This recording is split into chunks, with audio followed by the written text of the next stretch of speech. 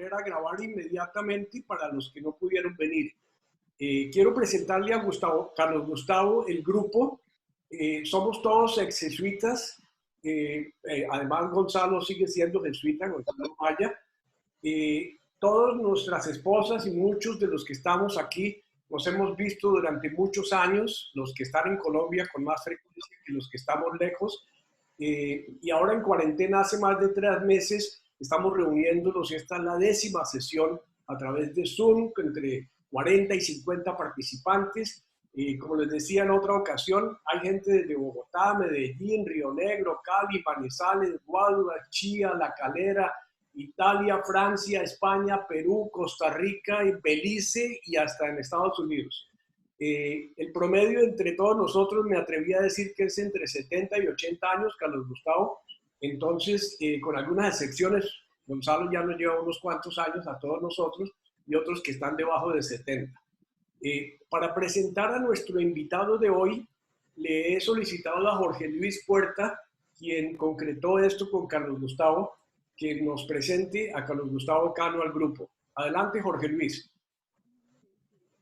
Bueno, como ustedes ya recibieron la reseña, digamos, profesional, técnica de Carlos Gustavo, voy a limitarme a hacer la representación más de amigo, de persona humana, de sensibilidad humana, porque eso es lo que me parece a mí que Carlos Gustavo también comunica profundamente.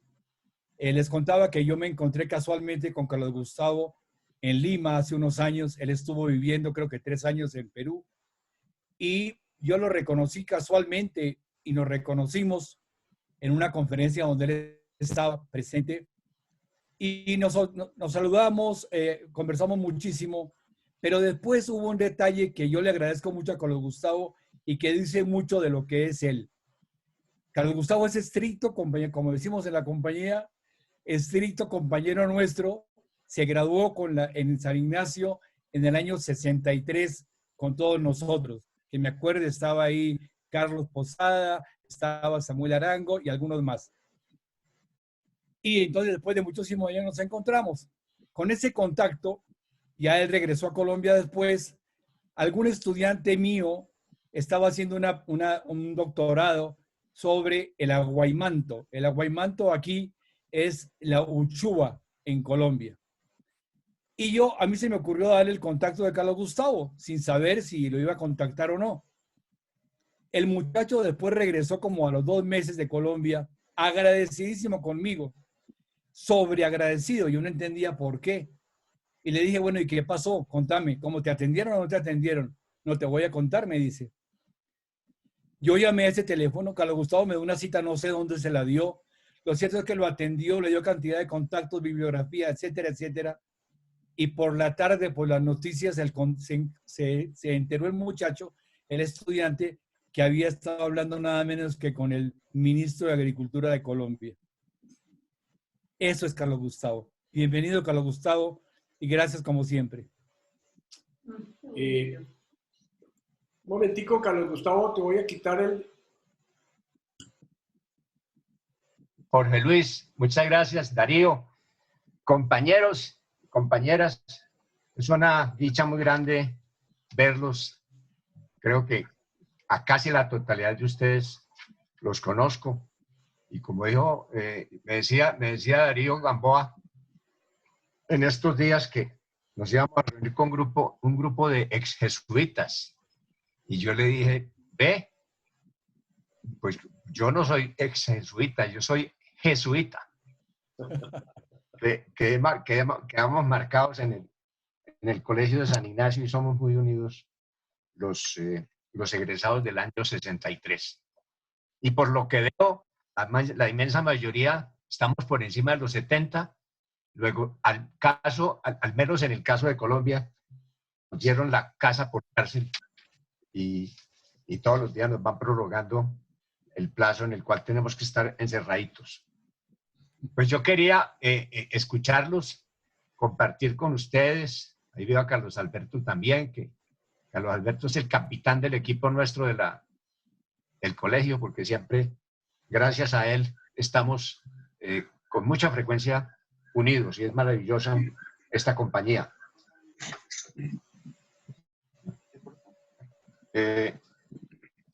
A ver, Darío me decía que platicáramos sobre pandemia y economía, y que si tenía alguna presentación, pues bien pudiera hacerla ante ustedes.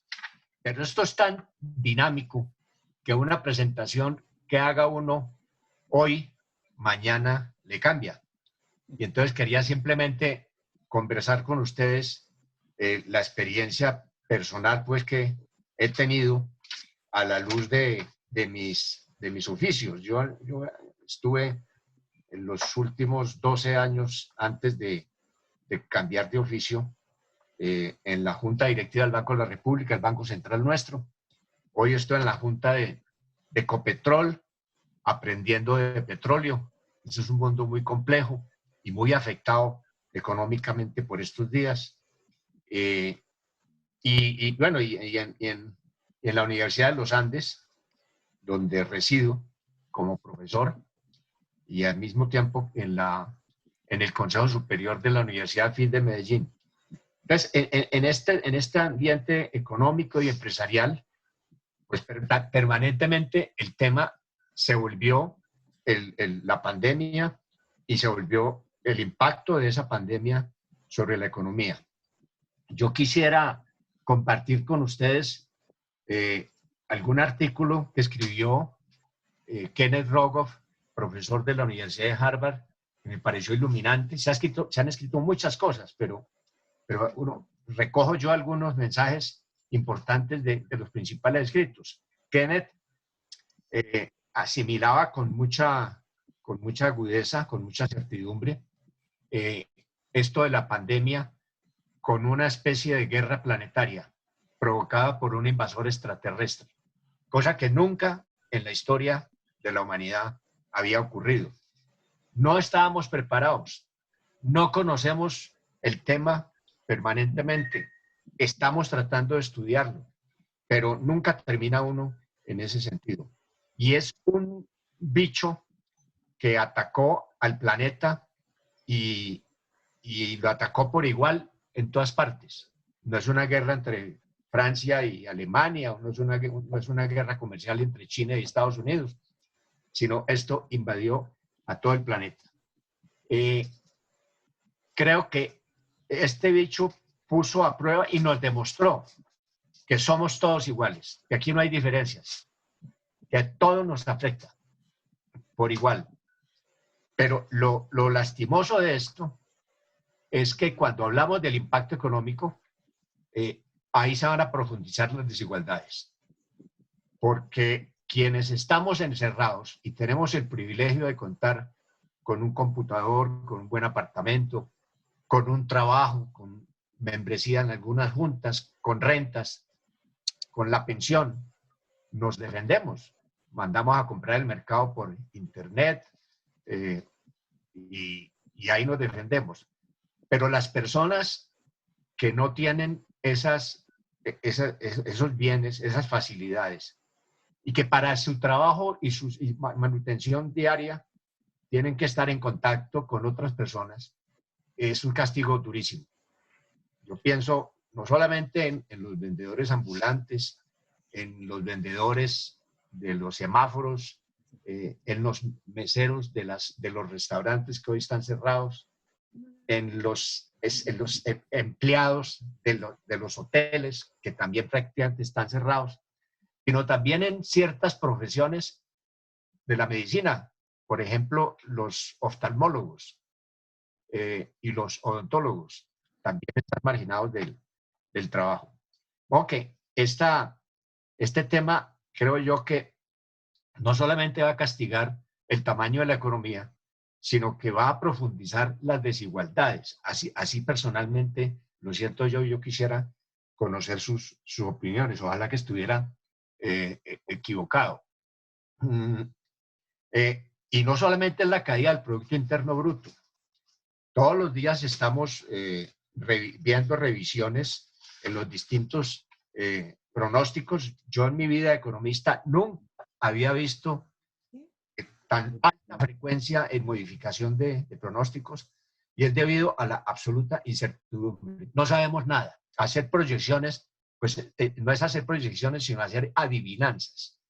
Pero tal vez la última presentación que le envié a Darío, que creo que se les reenvió a ustedes, es un trabajo muy amplio de la OCDE, de la Organización para la Cooperación Económica, organización a la cual recientemente Colombia fue admitida, y allí nos pintan un panorama desolador en casi todo el mundo.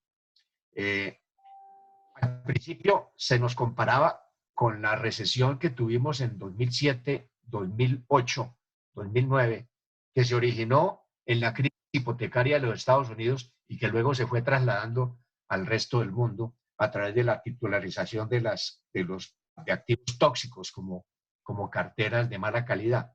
Pues nada que ver. Esa crisis fue una crisisitas comparada con esta. Y yo pensaría inclusive que como está uno viendo las cosas, el golpe sobre la economía va a ser todavía más severo que el que sufrimos durante la Gran Depresión de los años 30 del siglo pasado. En esa época el desempleo de los Estados Unidos llegó hasta el 25%.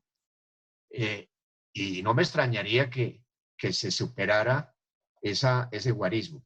Y en esto del desempleo hay que tener mucho cuidado cuando le dan a uno cifras. En una época de crisis, en una época de incertidumbre, en un momento en que la gente ve que se desaparecen las oportunidades laborales, las personas que están en el mercado laboral se retiran, o muchas personas se retiran. Y cuando se hace la encuesta de desempleo y te preguntan a ti, ¿estás buscando empleo? Y tú dices que sí y que no lo tienes, eres naturalmente un desempleado. Pero las personas que se retiran de la fuerza de trabajo, ello equivale a no estar buscando empleo porque al haber pocas probabilidades de encontrarlo, la gente no se esfuerza por hacerlo. Y ese no sale en las cuentas del desempleo. Luego, las cifras de desempleo realmente van a ser más altas. Si sumamos a eso lo que se llama el desempleo oculto, o el hidden unemployment, o el desempleo por desaliento, ¿no? Que el fenómeno es todavía más grande. El caso de Colombia, el último pronóstico nos muestra que Colombia puede contraerse en un 8%. Esta es una economía que venía creciendo muy bien en comparación con el resto de los vecinos de la región. Veníamos creciendo, este año se suponía que íbamos a llegar a un crecimiento entre el 3.2 y el 3.5%, cuando el resto de Latinoamérica estaba virtualmente estancado. Ahora la caída es absolutamente generalizada. El desempleo, pensamos que podría llegar inclusive al 20%. Habíamos logrado desempleos de un solo dígito, del 8, del 9% en algún momento de esta década. Pero ahora vamos a volver otra vez y a superar los niveles de desempleo que teníamos al filo del siglo pasado, al final del siglo pasado, cuando la economía estaba pasando por una dificultad enorme. Eso por este lado. ¿Qué han hecho en materia macroeconómica las autoridades? Y cuando hablo las autoridades en materia macroeconómica, estoy refiriéndome especialmente a dos. Al Banco Central, al Banco de la República, que es el administrador de la liquidez en el país, y a la política fiscal, que está en manos del Ministerio de Hacienda, que es el órgano que maneja los impuestos y el gasto público. El Banco Central, como ustedes saben, tiene la misión de aumentar la liquidez de la economía bajando el costo del dinero para estimular la demanda. El Banco Central no tiene capacidad de estimular oferta, sino de estimular la demanda. Por vía de estímulo a la demanda, pues indirectamente también se puede afectar positivamente la oferta. Cuando en épocas de auge la economía está creciendo más allá de su capacidad, lo que hace el Banco Central es subir la tasa de interés. Pero ese no es el caso ahora. Ahora es todo lo contrario. Estamos creciendo muy por debajo de la liquidez. No solamente no estamos creciendo, estamos viendo una contracción de la economía. ¿Qué hizo el Banco Central? Ha venido bajando la tasa de interés y ha venido inyectándole liquidez a la economía para mantener la demanda adecuadamente atendida. Pero el lío no va a ser solucionado únicamente con política monetaria, porque es un lío caracterizado por choque de oferta. El choque de oferta es muy grande y ahí es donde tiene que entrar a actuar la política fiscal, o sea, el gasto público. Cuando el sector privado deja de gastar, deja de invertir, deja de consumir, como está sucediendo ahora, si yo quiero mantener el nivel de la economía o amortiguar o mitigar esa caída, pues debo aumentar el gasto público o bajar impuestos. ¿Qué ocurre en ese caso? Ya el Banco Central ya está haciendo lo debido, pero ahora el gobierno está haciendo realmente malabares para poder administrar un presupuesto muy endeble, muy flaquito, un presupuesto que estaba inclusive produciendo a través del gasto antes de la pandemia ya un déficit fiscal. Teníamos un déficit fiscal del 2.2, 2.5%, y ese déficit, como ustedes saben, es el exceso de gasto sobre ingresos. Entonces veníamos con un estado deficitario y ahora lo que hay que hacer es, a la manera del famoso profesor Keynes, John Maynard Keynes, en la época de la Gran Depresión, acudir a más endeudamiento y permitir que el déficit fiscal se incremente mucho más. Hay quienes piensan que vamos a llegar a un déficit fiscal del orden del 10% por lo menos. Y estos son ya guarismos que en la historia económica del país no se habían vivido. Eso por el lado del déficit. Ahora, ¿cómo estamos financiando el gasto teniendo ese faltante anterior? Aumentando la deuda pública. Y la deuda pública hace 6 años constituía más o menos el 35%, 34% dentro del tamaño de la economía, dentro de lo que llamamos el Producto Interno Bruto. En pocos años, ese endeudamiento llegó al 52%, cuando el doctor Duque recibió la presidencia. Y ya los economistas nos preocupaba mucho por pensar que esta era un guarismo excesivo para la tradición del país y para la capacidad de pago del Estado, de sus deudas, del gobierno. Y eso está acotado por un mecanismo que se llama la regla fiscal. La regla fiscal no es otra cosa que un estatuto por ley que disciplina al Estado en materia de gasto para evitar que se desborde ese gasto por encima de los propios ingresos del Estado. Esa regla fiscal tiene unos objetivos de reducción paulatina del déficit fiscal. Y la original regla fiscal nos llevaba a una meta de reducir al 1% de ese déficit por allá en el año 2021-2022. Pero ahora ese déficit, seguramente, esa deuda seguramente va a aumentar del 52 a por lo menos el 60% del tamaño de la economía. Es un endeudamiento para Colombia muy alto, pero hay países que son mucho más poderosos que tienen endeudamientos superiores. El endeudamiento hoy en día de Estados Unidos se calcula exactamente en el doble. Estoy hablando del porcentaje, no del 60% como tiene Colombia, sino del 120%. Pero sin mirar esos malos ejemplos de déficits fiscales enormes, uno se pregunta cómo vamos en el futuro a pagar esta deuda. Estamos acudiendo también a los organismos multilaterales, al Banco Mundial, al BID. Está el gobierno acudiendo a tocar esas puertas. Por fortuna, el buen manejo macroeconómico de Colombia hacia el pasado fue muy ortodoxo, muy conservador. Una inflación baja y estable y un déficit fiscal manejable, pequeño. Y una reputación de país buena paga. Siempre Colombia tradicionalmente ha honrado sus obligaciones. De modo que la buena noticia es que esas puertas se nos están abriendo y se le están abriendo al gobierno para poder financiar una mayor deuda. Pero toda deuda hay que pagarla. Y me temo que estamos endeudándonos para que la próxima generación sea la que pague la deuda.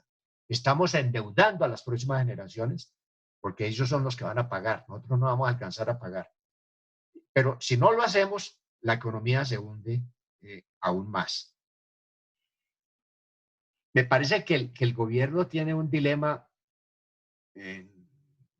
digamos, económico y ético al mismo tiempo.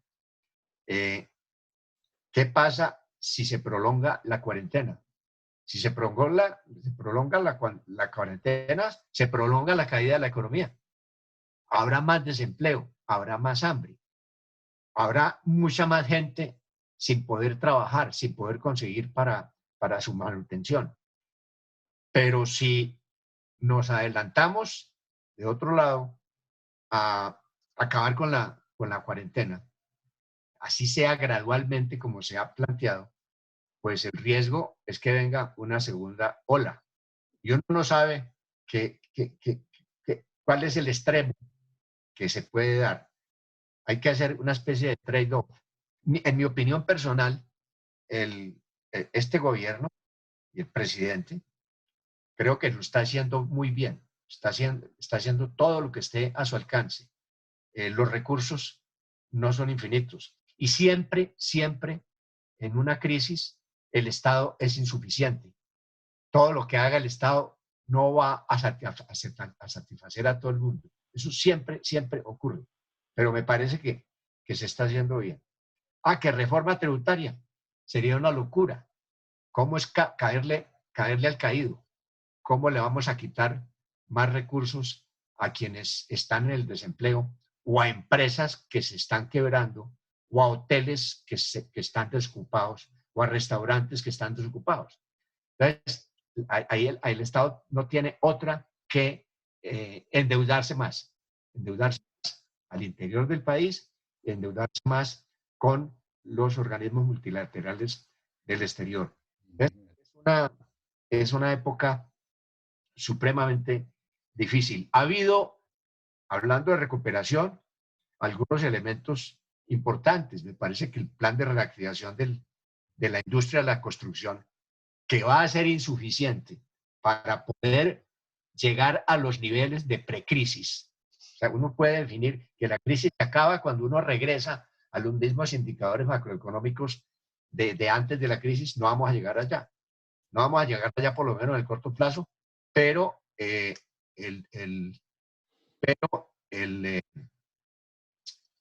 pero digamos, se está yendo en la dirección correcta, la construcción, el plan de abrir parte de la cadena textil-confecciones, que son focos de generación de empleo. Eso es lo que se está haciendo. Yo no voy a ahondar más porque quiero escucharlos. Y termino contándoles que estamos trabajando en la Universidad de los Andes en un proyecto de seguridad alimentaria, por lo menos para Bogotá, que podría ser replicado en otras ciudades. ¿Qué ocurre en Bogotá? En Bogotá se rompió la cadena de abastecimiento y distribución. El problema no es falta de comida, no es falta de oferta agrícola.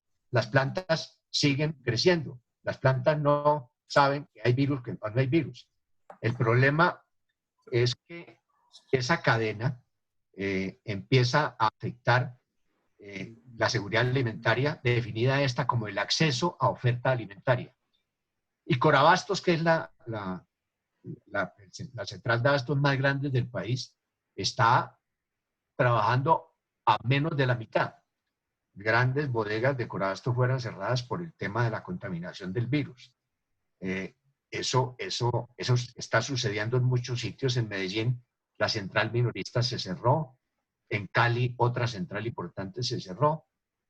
Y entonces estamos trabajando un modelo para descentralizar a Corabastos, planteando la creación de unos centros de compra y de servicios en distintas zonas del país, comenzando por en las zonas donde se concentra la población más vulnerable.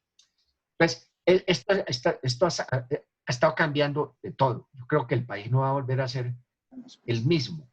Creo que estamos, inclusive, si uno quiere mirar algo positivo, creo que este recogimiento nos ha enseñado a meditar y nos ha estado acercando a lo que yo llamaría la era de la compasión. El mundo se había olvidado de la compasión y llegó el momento de la compasión. Quiero pensar que la solidaridad entre los colombianos, entre los ciudadanos, se va a fortalecer. Y quiero pensar que la unión de nuestras familias también. Esas son las, digamos, las externalidades positivas de este grave fenómeno. Yo quiero dejar ahí para que conversemos y cambiemos ideas acerca de esto y tomen esto simplemente como una abrebocas, Darío, para estimular la discusión. Gracias, Carlos Gustavo, muy amable por tu introducción. Carlos Alberto Posada quiere decir unas palabras o hacer una pregunta. Adelante, Carlos Alberto. Hola, un saludo especial para todo el grupo y en particular en este caso a Carlos Gustavo, nuestro compañero del colegio, que amablemente atendió a la invitación de Jorge Luis para acompañarnos hoy. Desafortunadamente esta situación, este momento que estamos viviendo, Carlos Gustavo, no es nada bueno, no es como aquellos momentos que vivimos cuando en nuestro grupo de compañeros del colegio nos podemos tomar alegremente un par de aguardienticos mientras tú nos hablas del progreso y de los planes futuros del país. Pero bueno, tomémonos más tardecito el aguardiente, el whisky o el ron, con la esperanza de que el futuro nos vaya a sonreír posteriormente. Esto que nos comentas, esto que nos dices, desde el nivel de la macroeconomía, pues realmente es muy delicado, muy difícil de afrontar y de solucionar, y como tú dices, de prever el futuro y la incertidumbre, pues son dos factores muy complejos para analizar y para permitir una visión clara. Pero ya no desde el punto de vista de la macroeconomía, sino de la economía propia, la nuestra. Caramba, uno se ve golpeado, uno se ve por muchos lados afectado. Afectado, en primer lugar, por el encierro, la pérdida de libertad de movimiento, que es una de las libertades más importantes que tenemos. Luego, la incertidumbre misma que produce, que nos lleva, como decía algún compañero, que nos lleva al sótano. Todo eso es muy complicado y nos ha afectado, pero también desde el punto de vista económico. Se ha subido el costo de vida, es más difícil conseguir los productos. Si tenemos alguna industria, alguna empresa, hemos tenido que pensar o en entregar el local o en cerrar, o bueno, tratar de atender al público por domicilios. pero también nuestros ingresos están afectados. Si somos pensionados y caemos en aquel margen de más de 10 millones de pesos, estamos siendo recortados en esos ingresos.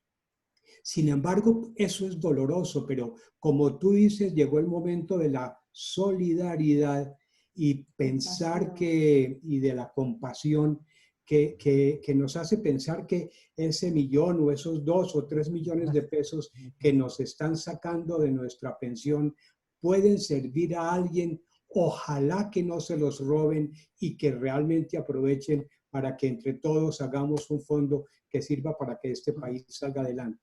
Pero entonces está afectada la macroeconomía y la microeconomía, nuestra propia economía.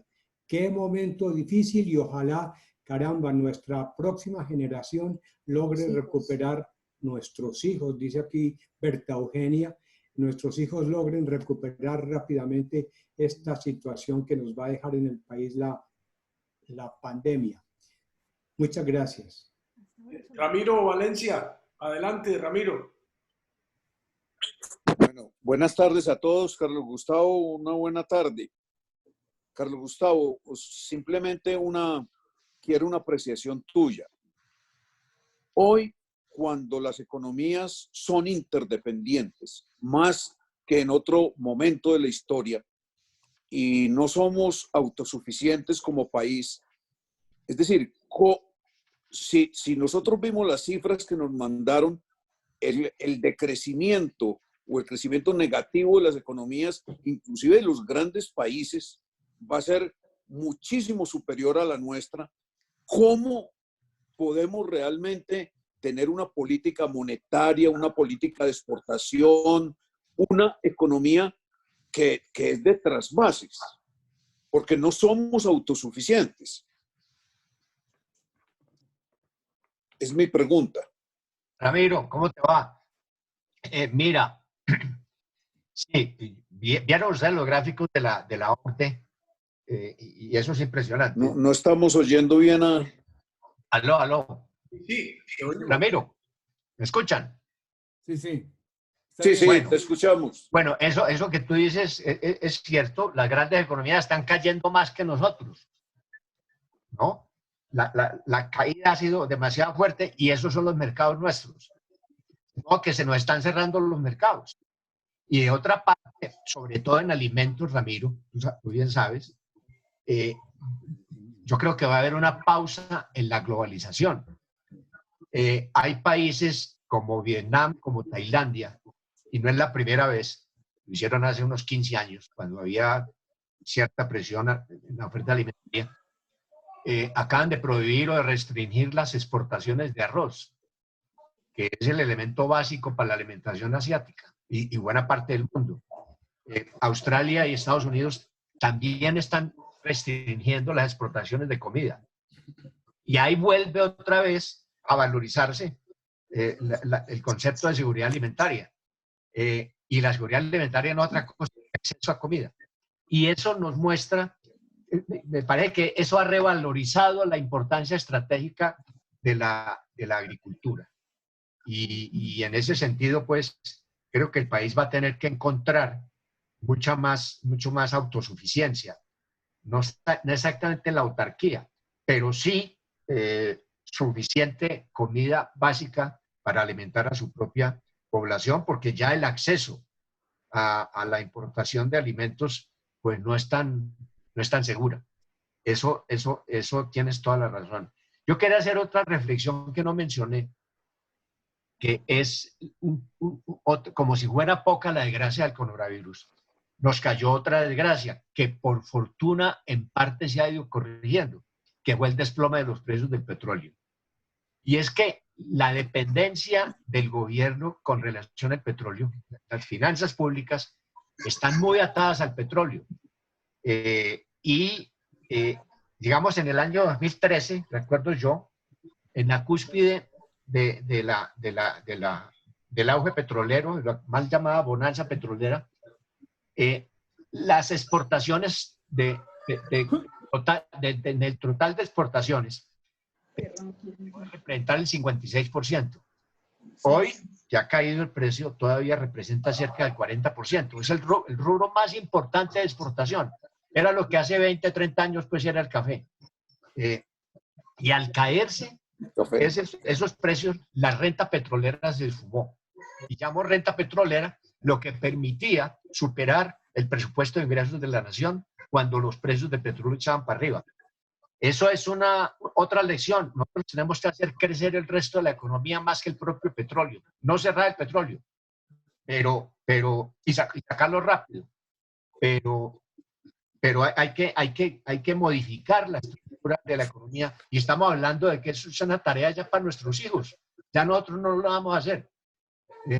Y buena parte de esa diversificación, creo yo que nos está dando el presente, momento histórico de hoy, una lección en el sentido de que tenemos que apuntarle a los agronegocios, a la industria alimentaria en primer término. Y cuando vuelva a la normalidad, al turismo de naturaleza, que venía creciendo en Colombia de manera razonablemente satisfactoria. De modo que esa caída del petróleo fue tremenda y eso empobrece más al gobierno y lo pone en más dificultades. De modo que la prueba de juego va a ser la fiscal y haciendo cábalas. Yo les decía que esto no son proyecciones ni predicciones, sino adivinanzas. Si no llega una segunda ola y si aparece la vacuna, pues esto todavía no va a salir del hueco. Esto en el mejor de los casos va a tomar por lo menos 3 años para que empecemos a recuperar firmemente la economía. Y termino con esto, colegas. En estos días hablé con el doctor Velázquez, ¿cómo se llama? Germán. Una de las eminencias nuestras que trabajó mucho tiempo en la Organización Mundial de la Salud. Germán Velázquez. Germán, ok. Germán ya se retiró de la OMC y ha sido un defensor muy grande del dominio público del conocimiento. Él me ayudó en la negociación del Tratado de Libre Comercio, en la negociación del tema de propiedad intelectual. Y entonces yo le pregunté a Germán, ¿cuándo sale la vacuna? Y me dijo, vea, así salga este año, se va a demorar mucho para llegar a los pobres. Porque donde va a llegar es a los países ricos. Y dentro de los países ricos a los más poderosos económicamente. ¿Cuándo va a dar esto abasto para la vacuna?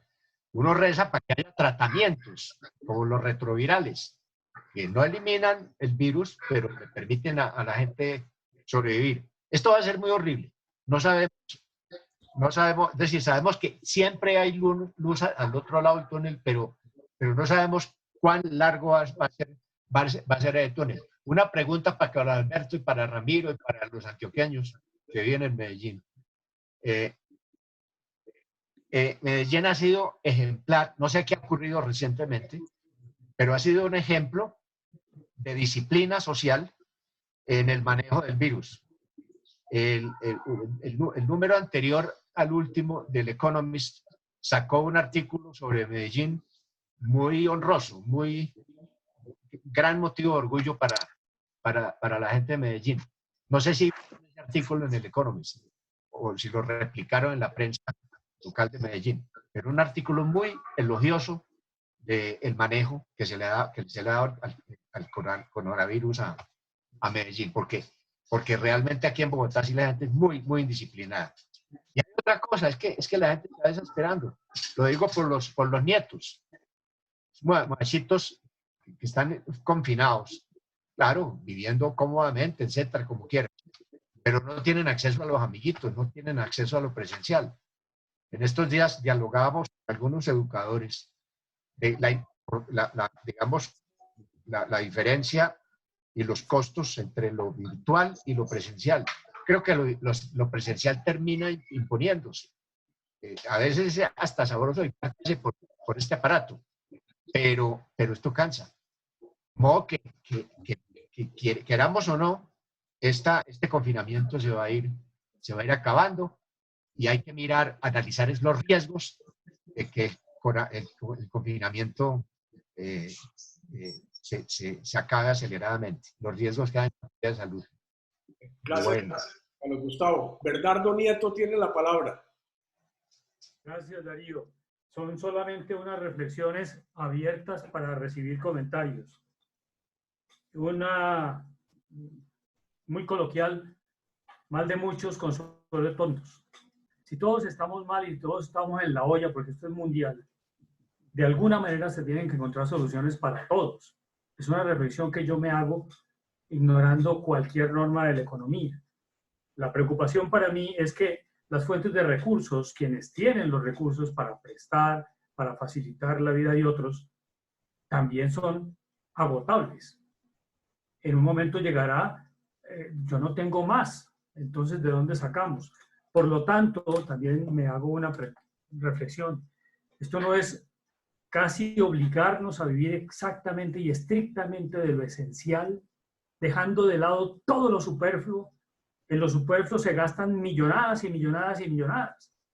En este momento, por ejemplo, una inversión en armamento, ¿qué sentido tiene? Cuando hay que invertir en la vida. Entonces, ese tipo de cosas, ¿cómo pueden compaginarse con todo esto, Carlos Gustavo y los demás? Bernardo, totalmente de acuerdo. Y para eso no se necesita ser economista ni nada. He hablado mucho en este encierro, como todos ustedes, con mi esposa. Y esa es la que me hace Margarita. Exactamente. Y yo creo que eso tienes toda la razón. Yo creo que el modo de vida nuestro cambió. Y es que uno se da cuenta de que bota la plata perdóname la palabra, mucha pendejada que no necesitamos. Yo creo que los valores y la forma de manejar el dinero va a cambiar, como Bernardo dice. Jorge Luis Puerta, adelante. Carlos Gustavo, yendo más allá que el momento actual de la pandemia, mucha gente, muchos nos hemos preguntado, también sin ser economistas y también economistas, el peso enorme que en el último siglo tiene el capital financiero. Esa capacidad de moverse por el mundo de los capitales golondrinos, de que dependamos tan sustancialmente, ya no de la creación humana, sino simplemente de quien tiene capital, tiene visos de cambiar. No puede ser, tú lo decías con Colombia con respecto al petróleo, conoces a Perú, la dependencia del sector minero aquí es impresionante, ¿no es cierto? Casi el 70% del ingreso del país viene de la minería. Y son capitales que mañana están aquí y pasado mañana se van. Entonces, creo que ha habido una especie de desbalance en el último siglo de la importancia de lo financiero. No debería bajar esa importancia, no deberíamos generar otro tipo de bienes que no dependan tanto de esos capitales golondrinos. El miedo que hay ahora, justamente con lo que decía Bernardo, es que ahora las fronteras se van a cerrar. Y lo que tú decías, como que la globalización va a entrar en pausa. No sé si eso es bueno o eso es malo finalmente, pero realmente los países se van a encerrar en sí mismos. ¿Qué alternativa podríamos tener a esa prepotencia que ha tenido el capital financiero en los últimos 50, 100 años? Yo creo que eso va a caer sobre el capital financiero también. Las carteras de los bancos pues se van a deteriorar profundamente. Sus clientes están mal. ¿A quién le van a prestar? ¿O cómo van a recuperar las carteras que colocaron en el pasado? También se van a empequeñecer, creo yo. Y creo que en materia de movimiento de capitales, van a volver los controles de capital, que cayeron en desuso. Nosotros los aplicamos en Colombia en el año 2007, durante año y medio, pero pues eso al Banco de la República pues casi lo entierra, porque eso pues era como pecado desde el punto de vista de la ortodoxia. Yo creo que eso vuelve a suceder. Hay un libro que es muy, muy interesante que les recomiendo a quienes les interesa la economía, que acaba de sacar, es la última biografía de Keynes, se llama The Price of Peace. de un señor un historiador económico que se llama Zachary Carter. Y ese libro, claro, se escribió antes de... Se terminó de escribir cuando comenzó la pandemia, pero nada que ver con la pandemia. Pero es bueno conocer, es un libro histórico muy bueno, conocer la historia de qué pasó en la Gran Depresión. Y ese era un fenómeno muy similar al que existía antes de la Gran Depresión en el mundo y particularmente en los Estados Unidos. El poder infernal del capital financiero en el mundo. Eso también hay que repensarlo. Yo creo que todo va a cambiar. Lo que pasa es que aquí ninguno de nosotros, por más de que sepa de estas cosas, pues no está seguro de que si lo que está diciendo es cierto o no. La pregunta siempre es ¿qué va a pasar? ¿Qué va a pasar? ¿Qué va a pasar? Sabemos que lo que va a pasar es que todo se cambió. Pero ¿hasta dónde vamos a llegar? Yo creo que lo que decía Bernardo, nosotros tenemos que volvernos más frugales, vivir de lo independiente. Yo creo que el transporte privado va a mermarse, se va a acabar en muchas ocasiones. Uno va a tener que acudir a otros medios de movilización, al transporte público, en fin, la comunicación entre nosotros, la vida social. No sé, apagar, como por más historia que uno lea, esto nunca ocurrió, pues es muy difícil extraer de la misma historia lecciones que nos permitan iluminar el camino del futuro. Edmundo Pérez, tiene la palabra Edmundo. Muchas gracias, Darío. Carlos Gustavo, qué gusto escucharte. Te recuerdo mucho a través de mi hijo Sebastián. Muchos saludos te envía. Y a todos mis compañeros también buenas tardes. Carlos Gustavo, pensando en lo que resumiste con la época de la compasión y de la solidaridad, quiero hacerte el siguiente planteamiento para escuchar tu visión. Todos sabemos que tal como sea la forma de pensar, así será la manera de sentir y la de actuar, la de obrar. Volviendo a los términos de la compasión y la solidaridad, quiero reforzarla con otra realidad que me parece trascendental y que está muy ligada, que es las desigualdades, o que son las desigualdades. Conocemos la estructura de pensamiento, tanto filosófico como político, como ético. En esto estoy haciendo énfasis en la corrupción que tiene actualmente el país. Entonces, mi inquietud es, ¿tiene el país suficiente patrimonio o ahorro? Y si no, ¿de dónde podemos obtener los recursos? ¿Cómo podremos endeudarnos mentalmente, filosóficamente, éticamente, para estructurar el nuevo país? ¿Está nuestra clase política y empresarial preparada para ello? ¿Será factible que al menos nuestros hijos, con una buena orientación nuestra, lo logren al menos definir el qué hay que hacer y el cómo para que quizá los nietos sean capaces de efectivamente llegar a hacerlo? Tengo esa gran inquietud. ¿Tiene reservas el país para transformar la actual visión política, económica, social? Gracias, Carlos Gustavo.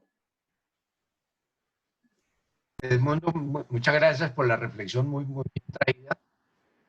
Ayer teníamos un panel, ayer o antier, tuve un panel con Juan Camilo Restrepo, nuestro compañero jesuita también de San Bartolomé, y sobre el futuro de la democracia. Tiene mucho que ver con lo que dice Edmundo. En primer lugar, reservas. No tenemos el ahorro en el país suficiente para endeudarnos en la medida en que la recuperación va a necesitarlo, por lo menos con la premura, con el tiempo, en el plazo indicado. ¿Qué va a pasar con nuestra democracia? Tú hablabas de la corrupción, y eso es la bandera de la burocracia nacional, y la bandera de la política es la corrupción. Están arropados en eso. Yo creo que hasta la democracia hay que repensarla. Pero ¿quién puede ayudarnos a diseñar un esqueleto de lo que debe ser en el futuro la gobernanza de nuestros países? El Congreso de la República perdió la confianza antes de la pandemia, ahora con mayor razón. ¿Cómo vamos a arrancar con eso? Estamos teniendo más que democracia una plutocracia, porque sabemos que el que tenga más recursos en el bolsillo es el que puede conseguir los votos. Y eso es lo que yo aprendí, Jorge Luis en Perú, de un gran amigo mío de Carlos Amati León, que no me olvido de esa lección. Carlos decía la regla de oro, y le dije, Carlos, ¿cuál es la regla de oro? Porque me dijo, la política la maneja la regla de oro. ¿Cuál es la regla de oro? El que pone el oro pone la regla. Y eso es así. Entonces, ¿cómo hacemos? Yo soy profesor universitario y una de las pasiones que tengo es invitar a los estudiantes a participar en la vida pública y en la política. Y los jóvenes de talento con sólidos fundamentos morales no quieren saber nada de la política. Ese es un problema muy fregado. ¿En manos de quién vamos a dejar o estamos dejando la política? Si la gente correcta y la gente bien educada, nuestros hijos, nuestros nietos no quieren asomarse a eso. Yo no sé si la elección popular de alcaldes y gobernadores fue una buena idea. A mí me parece que a Medellín le ha ido bien, pero hay unas ciudades que les ha ido pésimamente, como a la ciudad de Ibagué, donde yo nací. Eso también exacerba eso, digamos, la regla de oro, la elección popular de alcaldes, la elección popular de gobernadores. Eso lo que hizo fue multiplicar las campañas políticas a lo largo y ancho del país. No sé, de aquí para adelante, ¿cómo vamos a hacer para la sociedad colombiana? ¿Cómo va a ser para seleccionar a sus mejores servidores? Tenemos que inventarnos, ahora con la era de la robotización, mecanismos para calificar el conocimiento de la gente. Lo que metemos es que los robots no están capacitados para medir la moral de la gente.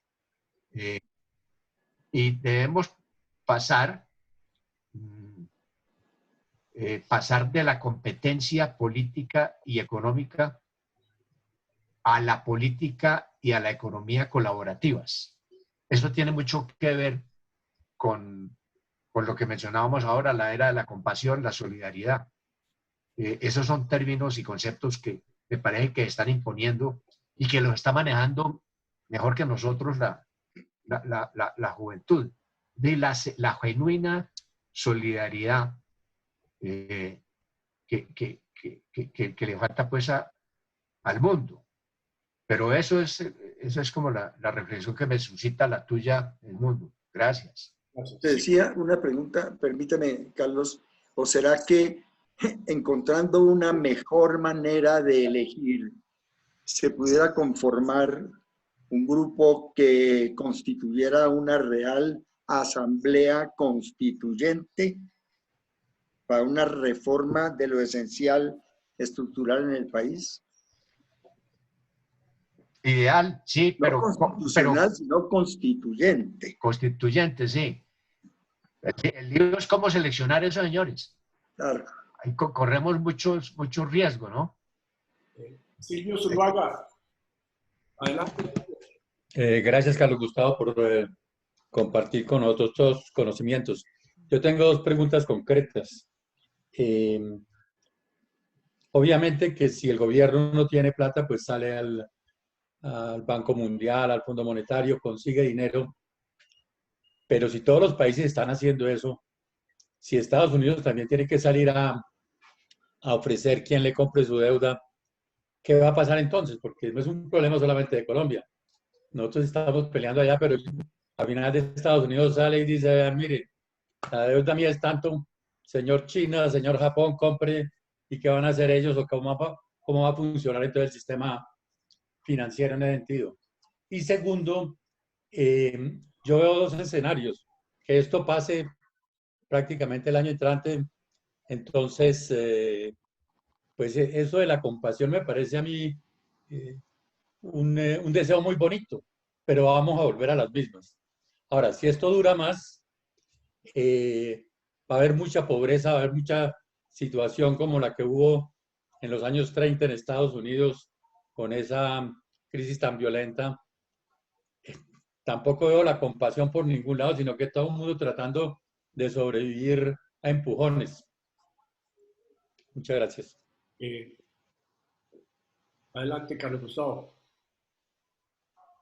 No está... Un comentario breve, Silvio.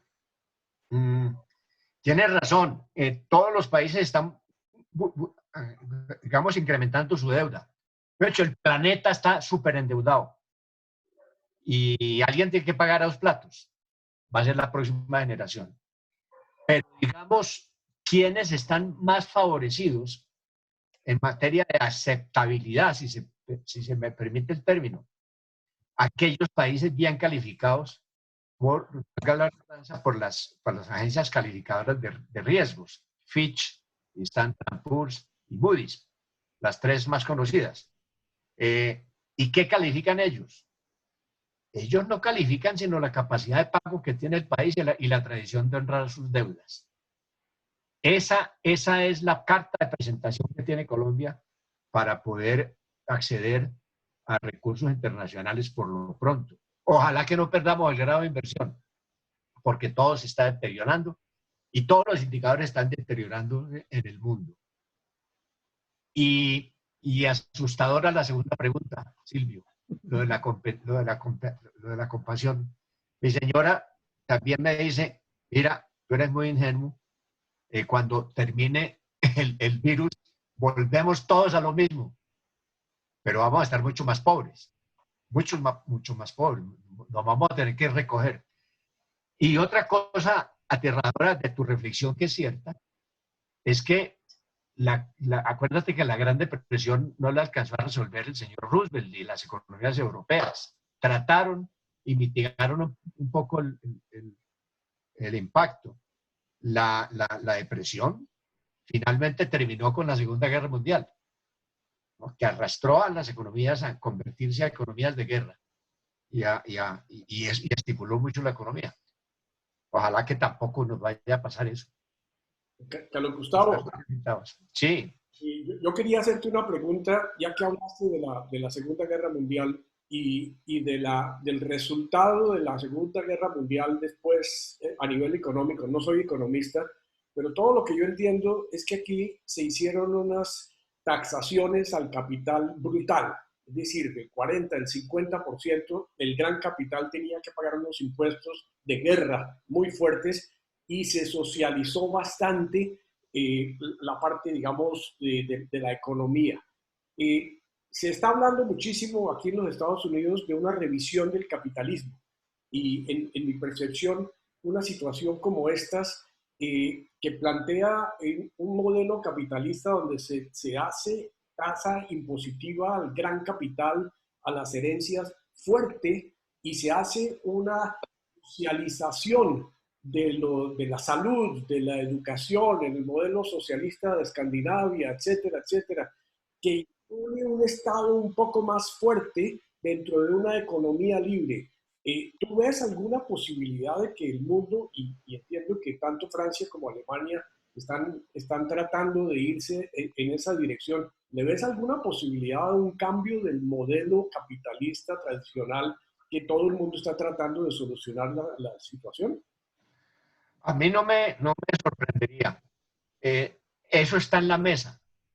En todos los foros donde uno escucha y artículos y cosas, eso volvió a la discusión. La reforma del capitalismo. Keynes era muy amigo de las reformas al capitalismo. Él lo llegaron a señalar de socialista o de casi comunista.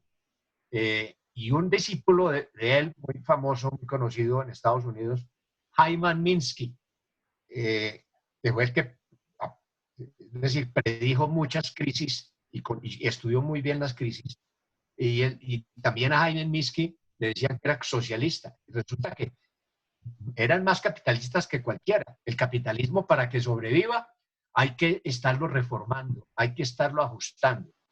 En Francia está un economista célebre, joven, Piketty, que propone pues más o menos lo que tú estás diciendo, Darío. Yo creo que eso se está abriendo campo. Como te digo, aquí no sabemos en esta mesa nada de lo que va a pasar. Simplemente uno tiene cierta intuición. Y yo creo que las cosas no van a volver a lo mismo, como dice Silvio, que coincide con mi esposa Margarita, que dice, cuando el bicho se vaya, vamos a volver a lo mismo, se nos va a olvidar. Hay un famoso libro que se llama This Time is Different.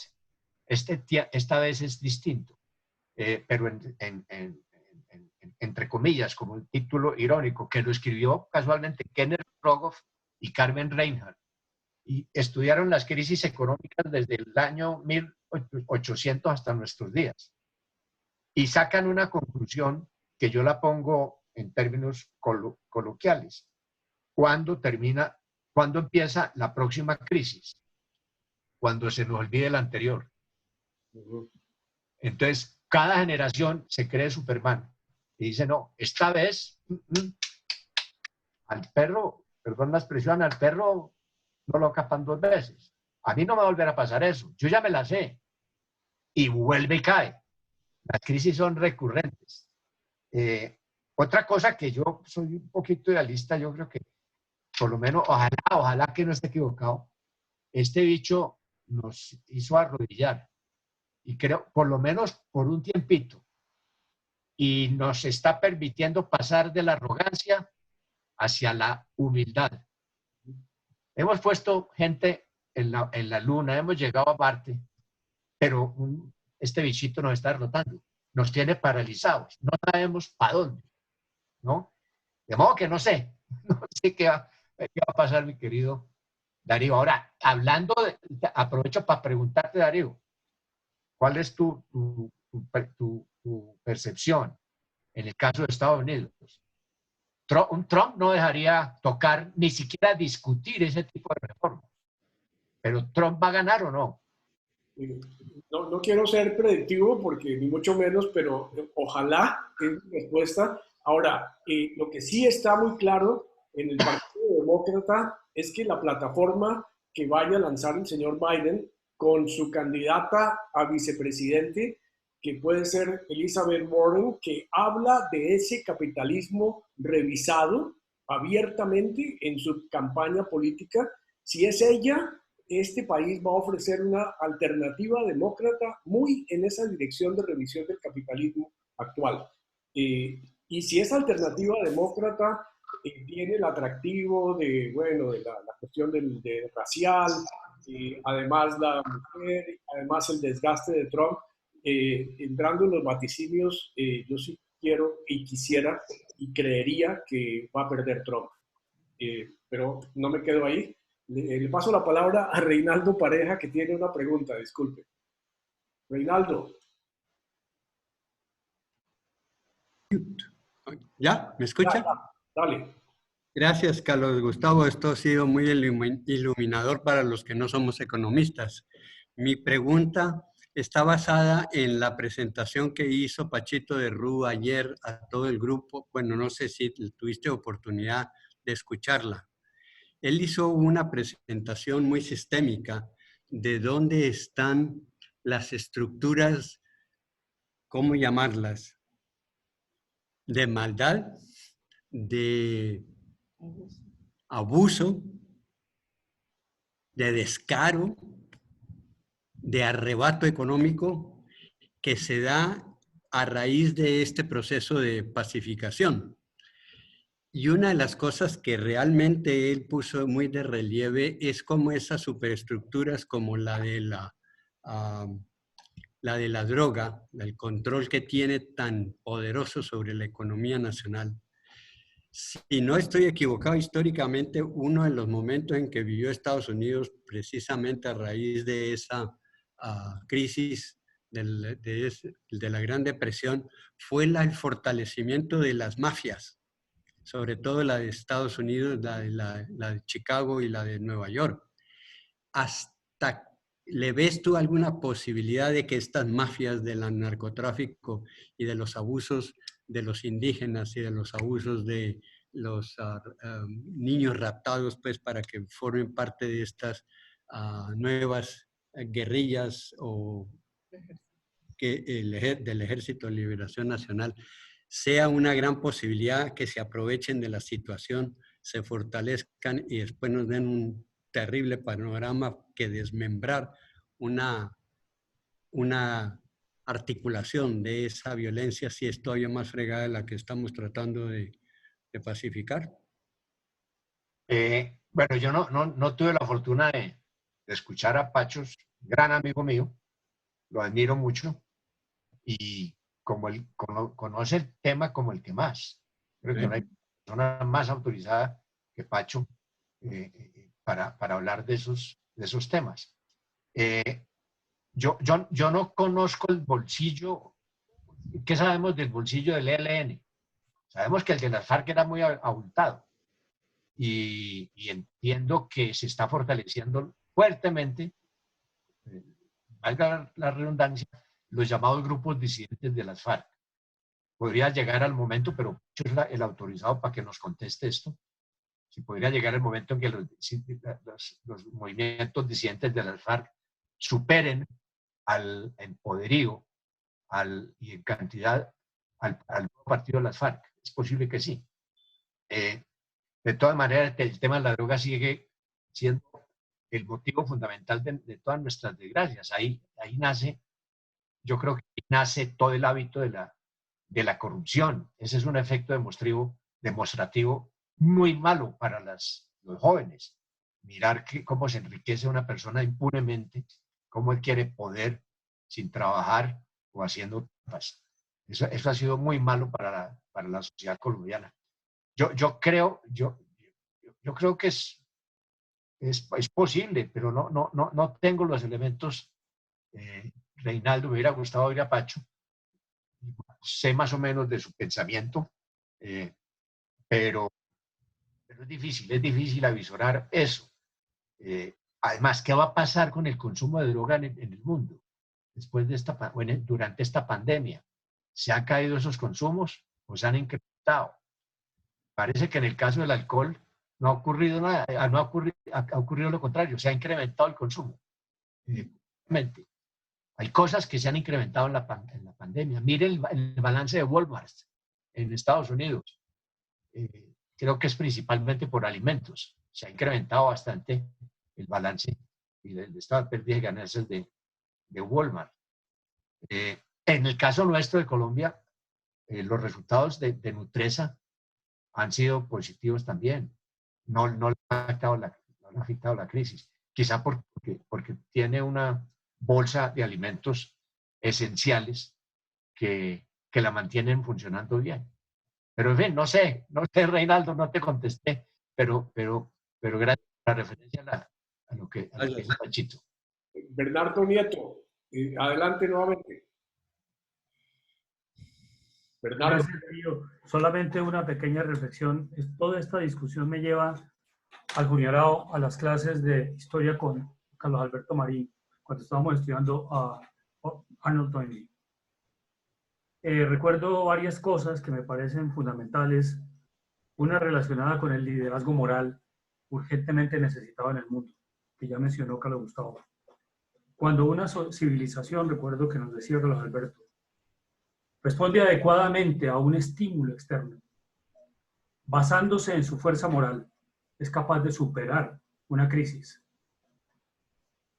Es un primer dato. El segundo dato, cuando la minoría creadora que ha tenido esa fuerza moral para responder adecuadamente a un estímulo, con una respuesta creativa también, pierde su impulso creador, se convierte en una minoría dominante que aplasta. Y finalmente, eso en la historia de las civilizaciones se había demostrado que cuando eso sucede, necesariamente surge otro grupúsculo con una nueva fuerza moral que logra darle el vuelco a la civilización. Yo veo en todo esto, no sé, ilusamente posiblemente, una solución por ahí. Tiene que encontrar el mundo un grupo basado en una gran fuerza moral, en valores fundamentales, como los que ya se mencionaron aquí: la solidaridad, la honestidad, la responsabilidad, la influencia de personas con una alta moral en decisiones políticas que logren darle un vuelco a esto. Yo no sé qué va a pasar, posiblemente, pero es por ahí. Cuando nació el cristianismo, eso fue lo que le dio el vuelco, y el Imperio Romano pudo surgir en la nueva civilización occidental. Con el auge del capitalismo y todo esto, miren cómo estamos. Ya se mencionó la enorme fuerza del capital que destruye al ser humano. ¿En qué estamos y para dónde vamos? Depende de nosotros, depende de lo que también Jasper llamaba el origen y meta de la historia, que no es otra cosa que los valores fundamentales del ser humano. Una preguntita. Sí, señor. Aló. Adelante. Volviendo al artículo de la OCDE, la actividad de los cultivos ilícitos y el narcotráfico, un poco la perspectiva en Colombia de esas previsiones de la OCDE, porque me imagino que la OCDE no tiene en cuenta esa actividad ilícita y de narcotráfico para sus análisis, pero la realidad nuestra es que eso pesa mucho y quizás esa proyección que hace la OCDE para Colombia sea diferente si se tiene en cuenta esa realidad de esas actividades. No, perdóname, ¿quién hizo la pregunta? Es que no sale bien quién es. Vicente. Vicente. Ah, Vicente. Vicente. Oiga, Vicente, gracias. Carlos Gustavo. Darío, déjame hacer un comentario sobre el que planteó Bernardo y vamos con Vicente. Yo creo que esa fuerza moral tiene que partir de nosotros mismos. ¿De quién más?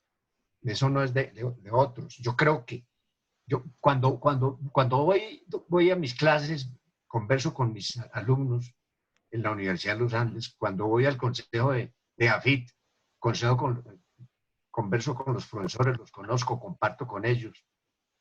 Lo mismo en el CES aquí en Bogotá, donde también he dado clases. Uno ve un talento humano muy bueno. Y yo creo que la gente joven, percibo eso. Yo no sé si en todo el país o no, pero percibo eso. La gente joven está como virando hacia una posición de fuerza moral, con mucho escepticismo y con falta de confianza en las instituciones. No sé cómo se va a recuperar esa confianza. Pero por todas partes se están haciendo este tipo de reflexiones. Aquí en Bogotá, en la Fundación Social, hay un grupo muy liderado por Gustavo González, Jaime Barrera, ex jesuita también, César Vallejo, ex jesuita, que ahora es rector de la Universidad de Ibagué, sobre la ética, sobre liderazgo y ética. Yo creo que hay que volver sobre eso, hay que trabajar mucho con la juventud sobre eso. Y el tema es educación. Nosotros ya no vivimos así. Y Vicente, tú tienes razón, lo de la información sobre las drogas no existe ni en Colombia. No existen las cuentas nacionales, pero todos los colombianos sabemos que caminan en las calles, que es grande, que volvimos a ser el país de mayor área sembrada en coca, por encima de Perú y Bolivia juntos. Y de modo que esos dineros están circulando y están, entre comillas, estimulando ciertas economías más allá de lo que las cifras oficiales indicarían, sobre todo en propiedad raíz y en propiedad raíz, fundamentalmente en propiedad raíz. Tú tienes razón, eso no existe. Los organismos que manejan información no tienen eso recogido de manera específica, comenzando por el propio DANE. Samuel Arango, adelante, Samuel. Bien. Dale, Samuel. Samuel. Gracias. Hola, Carlos Gustavo. Hola, muchachos. Dos comentarios rapiditos. Carlos Gustavo preguntaba de qué pasa en Medellín, que hay como una actitud diferente, más que todo una actitud diferente. Yo creo que hay dos cosas muy importantes, o varias cosas. Primero, hay liderazgo, hay líderes. Tanto el gobernador como el alcalde han tenido un comportamiento bastante acertado y le han llegado a la gente. Segundo, ha habido previsión. Medellín desde febrero ya estaba pidiendo, negociando ventiladores, los respiradores, desde febrero. Total que en este momento ni siquiera tiene problema por respiradores, además que lo está produciendo, acaba de ser aceptada los respiradores de la Universidad de Antioquia, de la Escuela de Ingeniería, etcétera, etcétera. Y tercero, la cultura metro. Yo he tenido muy poco por la cuarentena, pero he tenido que salir a algunos exámenes. Y a los sitios donde he ido, siempre ha habido un total respeto a las normas establecidas en cuanto a distancias, en cuanto a tapabocas, en cuanto a lavado de las manos, etcétera, etcétera. Ha sido un respeto absoluto en términos generales. Lógicamente hay pequeñas diferencias, pero entonces está inmiscuida ahí un problema cultural, un problema de liderazgo y un problema de previsión. Y el segundo aspecto que me parece muy interesante que dijo Carlos Gustavo es cómo estas crisis llevan a cambios, porque es que, ya lo dije alguna vez, no esperemos que vamos a la salida del túnel vamos a encontrar el mismo panorama o el mismo paisaje de la entrada. Las cosas cambiaron necesariamente y tienen que cambiar además. Pero uno de los cambios que me gustó mucho, lo que dijo Carlos Gustavo, es que hemos ido evolucionando de una democracia representativa a una participativa y vamos posiblemente hacia una democracia colaborativa. Ahora, colaborativa, ¿quién la va a hacer? No somos nosotros, pero son los jóvenes. Y ahí acaba Carlos Gustavo de conversar sobre eso. Los jóvenes son ambientalistas.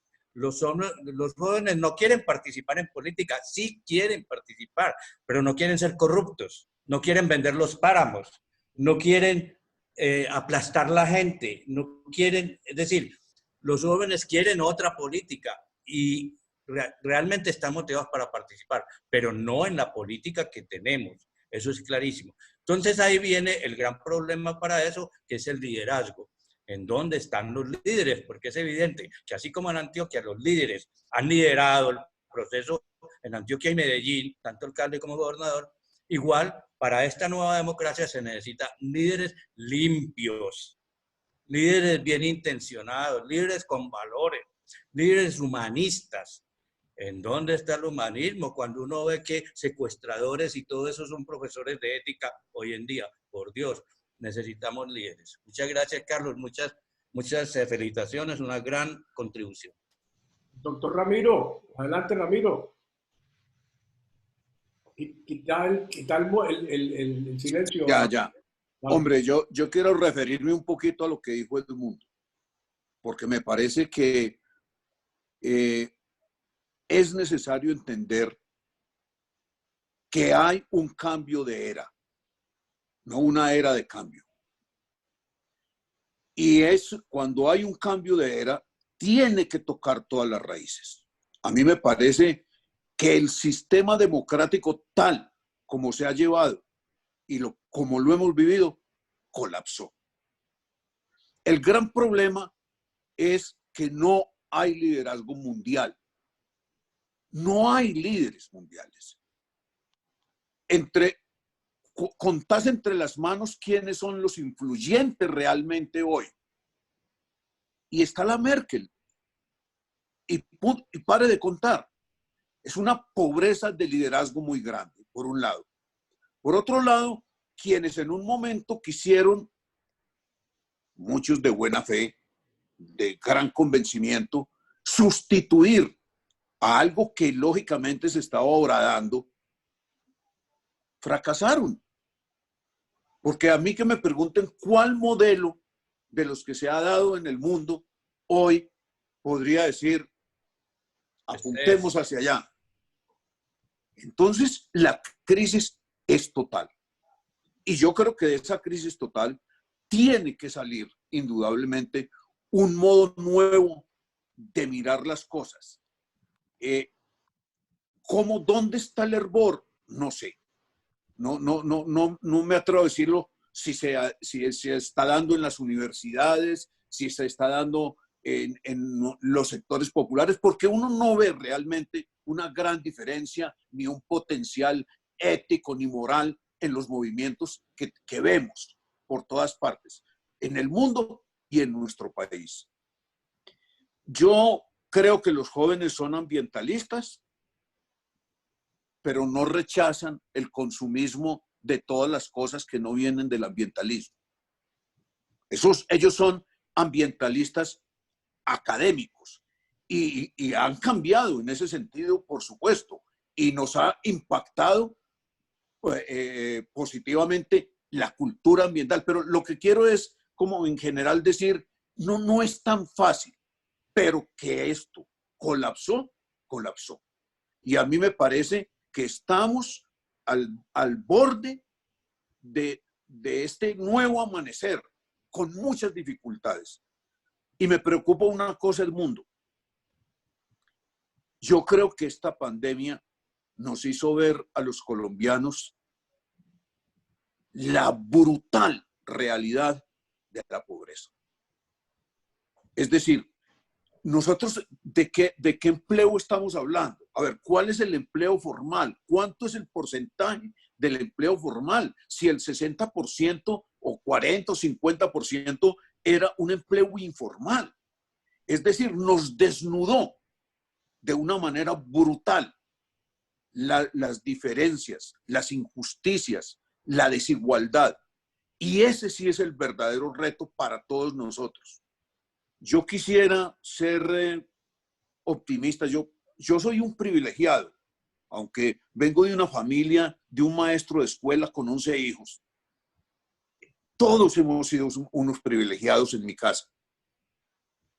Pero la gran verdad es que es más profunda la desigualdad. Y me da mucho temor que este empobrecimiento que hemos sufrido todos, como lo anotaba ahora Carlos Gustavo, porque es una realidad del mundo y cada uno de nosotros. Nuestras cosas no valen igual, ni en estos apartamentos donde estamos ahora. Eso no quiere decir que queda cancelado lo de enero, al contrario, aquí para que lo sigamos discutiendo. Pero realmente lo que me da mucho temor, es que si no hay, como lo anotaba ahora Carlos Gustavo desde el comienzo, una claridad de lo que viene, cuando podamos volver a esa normalidad, entre comillas, para realmente crear posibilidades para que la gente subsista, de pronto nosotros nos vamos a encontrar con una revuelta social muy dura, porque la gente, mucha gente, lo único que va a tener para perder es el hambre. Ricardo Pulido. Ricardo. Gracias, saludo a todos. Doctor Carlos Gustavo, muchas gracias por todos sus comentarios y todas sus enseñanzas. Tengo una inquietud y una pregunta. La inquietud va muy seguido a lo que dice Ramiro. Esta pandemia nos trajo mucha incertidumbre, pero algo muy cierto, y es que está aumentando la pobreza en forma abismal. Y la inquietud es que esto nos puede llevar a una utilización de la politiquería y de los grupos extremistas para aprovecharse políticamente del hambre y la necesidad que tiene ahorita el pueblo y que se va a incrementar. La pobreza se está incrementando sustancialmente. Esa es mi inquietud, no sé qué opinas. La pregunta es, En parte, para tratar de solucionar algo de eso, se está hablando del salario mínimo vital para todos. ¿Qué viabilidad ves tú en que se pueda llegar a ese salario mínimo vital? Carlos Gustavo. Sí. A ver, primero quiero hacerle un comentario a Ramiro. Perdone. Sí. Cuando tú dices que esto colapsó, el sistema democrático que tenemos, yo creo que eso es muy buena noticia. Ojalá que haya sido así. Ojalá que haya sido así. Porque sobre los colapsos que uno puede construir. Pero estas medias tintas en que vamos, esto ya no resiste pues el mundo. Si colapsa esto, yo creo que si hay una esperanza de vincular a la nueva juventud, al nuevo hombre colombiano, fundamentado en fuerza moral y en conocimiento, para que sean los nuevos líderes. Y tú tenías razón, me hiciste caer en recordar un videíto que tiene Orlando Ayala, no sé si ustedes conocen a Orlando, era el segundo de Bill Gates en Microsoft, miembro del grupo de los sabios. El liderazgo que generó ante el mundo el discurso de John Kennedy en la Universidad de Rice, cuando anunció que iba a colocar un hombre en la luna y lo iba a regresar vivo, en buenas condiciones. Entonces, él trazó una meta y todo el aparato productivo empezó, ¿no?, gradualmente a volcarse sobre esa meta. Yo creo que esos son liderazgos que tenemos que acudir acá. ¿Quién es capaz de vendernos la idea equivalente a la de colocar un hombre en la luna para unir a toda la sociedad?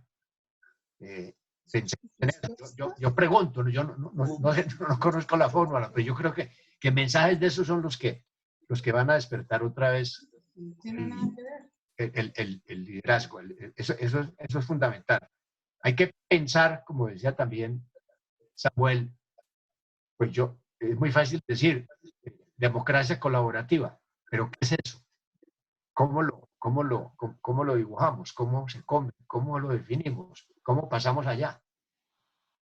Bueno, y Ricardo hablaba de la pobreza, sí. Todos vamos a ser más pobres, mucho más pobres. Pero no solamente es el aumento de la pobreza, sino la profundización de la desigualdad. Porque habrán unos muy, muy, muy, muy pobres y unos privilegiados que pueden sostener todavía su supervivencia. De modo que estos son elementos pues, muy interesantes para discutir entre nosotros, para meditar, para aprendernos los unos de los otros. Y este tipo de reflexiones los debemos hacer también con los jóvenes, en nuestras casas, con los sobrinos, los alumnos. Creo que hay que dedicarle en las aulas universitarias, yo lo he dicho, donde pertenezco, muchas más horas a este tipo de meditaciones, muchas más horas a este tipo de conversaciones, de reflexiones. Claro, hay que tener buenas matemáticas y buenas finanzas corporativas y demás, pero esta reflexión tiene que extenderse por todas partes a ver si logramos salir de este hueco moral en que está Colombia. Gracias, Darío. Carlos Gustavo, muchísimas gracias. Sé que nos hemos pasado un poquito del tiempo que te habíamos dicho y tienes otros compromisos. Creo reflejar el sentimiento común que nos has ilustrado increíblemente, nos has provocado grandes pensamientos, grandes reflexiones. Yo por lo menos he aprendido enormemente oyéndote a ti y oyendo a todos mis compañeros.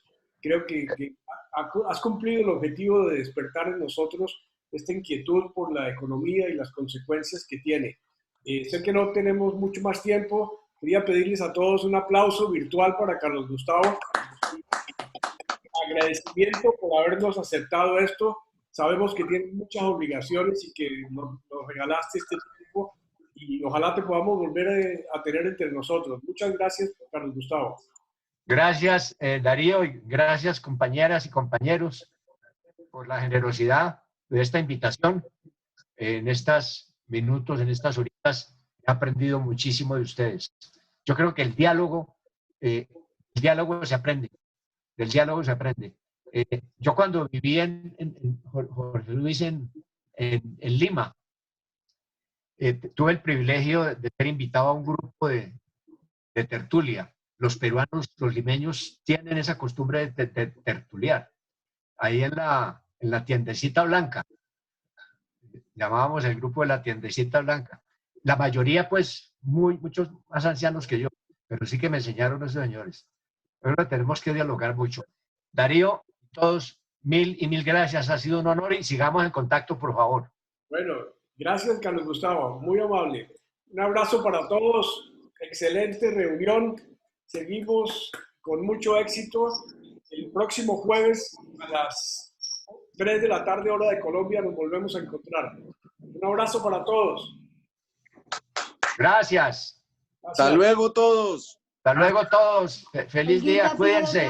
Gracias. Chao. Saludos a todos. Gracias. Luego, tocayo. Chao. Chao. Chao, mundo. Buen fin de semana a todos. Muchas gracias. Alberto. Gracias a todos. Un abrazo, feliz fin de semana. Celita. Gabriel. Chao. Fin de semana. Sin parrandear. Qué rico haberlos visto a todos. Feliz fin de semana, feliz puente. Hasta luego del mundo, puente seguido. Esperemos que la luz del otro lado del túnel no sea de otro tren que venga en sentido Chao, gordito. Bertu, adiós. Bertu, mis galletas. Chao, chao, Silvio.